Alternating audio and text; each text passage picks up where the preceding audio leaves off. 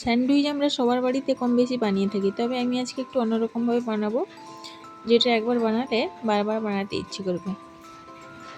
তো চলো, প্রথমে আমি একটা বোলের মধ্যে শসা, টমেটো, গাজর, পেঁয়াজ, কাঁচা লঙ্কা ছোটো ছোটো করে কেটে নিয়েছি, আর দিয়েছি একটু ধনেপাতা, আর একটা আলু, সেদ্ধ আলুকে ছোটো ছোটো করে কেটে ওর মধ্যে নুন, গোলমরিচ গুঁড়ো, chaat masala, oregano, chilli flakes আর একটু মেয়োনিজ দিয়ে ভালোভাবে মিক্সড করে নিয়েছি।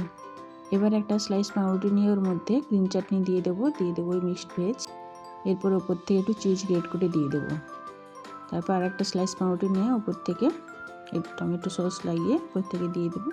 এবারে এইভাবে আমি 2 থেকে 3টে স্লাইস পাউরুটি নিয়ে একটা স্যান্ডউইচ বানিয়ে নেব। তারপর একটা প্যানের মধ্যে নিয়ে নিয়েছি বাটার, তারপর ওই স্যান্ডউইচটা দিয়ে উপরে একটা প্লেট চাপা দিয়ে ক্রিস্পি করে ভেজে নিয়েছি।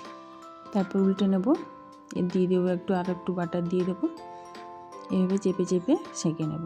ব্যাস, তাহলেই তৈরি হয়ে যাবে একদম ক্রিস্পি মজাদার স্যান্ডউইচ। তো ভিডিওটি কেমন লাগলো জানিও। টাটা।